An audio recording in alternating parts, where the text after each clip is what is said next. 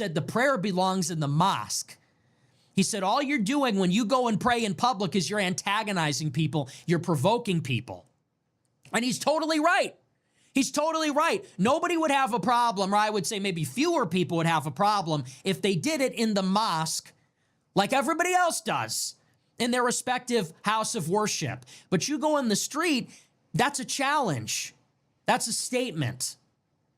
And Sneako's response to that was, you want to be white so bad.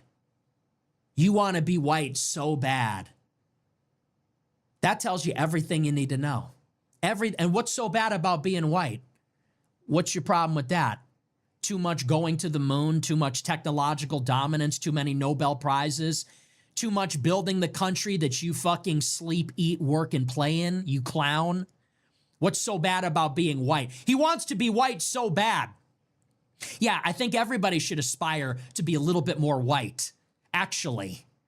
If you look at the record of history, no, you don't want to be white. You got a problem with whites. You just want to live in countries that white men built, use technology white men invented, in a legal system that white men fought and died to uphold because its sense of justice creates prosperity and peace. Yeah, but you want to pretend like you're Malcolm X. You want to be black so bad, go and live in Africa then with the other Africans. They'll never do it. They'll never do it. They'll throw shade. They'll throw these snide little remarks. They secretly harbor this resentment. They think they're better. They got something to say about everything. But you know as well as I do that if we put them on a plane to Haiti or Africa, you would have to drag them by their ankles, screaming and crying, because they will never leave this country because it's too good. And that's all you need to know. So anyway, I've really had enough with the third worldism, the Muslim thing. That was a coalition that made sense 2 years ago, but it doesn't anymore. And it's time to move past that.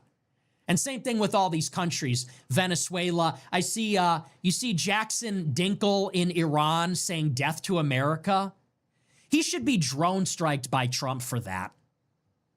This guy grows up a privileged white kid in California. He starts LARPing as some kind of communist revolutionary. Now he's in Iran saying, destroy America.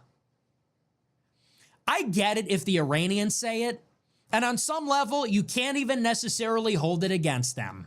We're in a war with Iran. If you're in a war with a country and they say, hey, destroy our enemy, okay, well, we tried to destroy you. We killed your leader. You were born in this country. You're a fifth-generation American. This country gave you everything you have, all the opportunities, all the memories, all the love that made you what you are. You go to some other country, a country we're at war with, and you say, destroy America. He should be drone striked by Trump. He should never make it home. That should have been the case when he went to Venezuela, should have been the case when he went to Burkina Faso. These people are now the enemy. Okay, this left-wing Islam, this third world alliance, they are the enemy. I'm not okay with Zionists either. Still, it's not, I didn't change my opinion on that, by the way. We can't be in league with Randy Fine and Laura Loomer. These people are psychotic. They want us to die in the eschaton. They want the church to be destroyed so they could get their menorah from 2,000 years ago. I'm still not okay with that. But these other people,